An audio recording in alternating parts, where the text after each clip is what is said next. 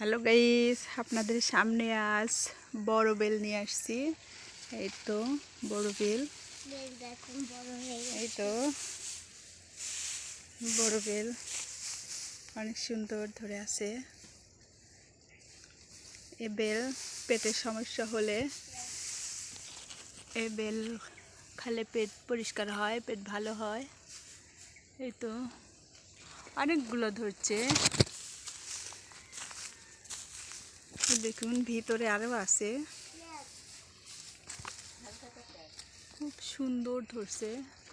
গাছ কিন্তু বেশি বড় না, ছোটই।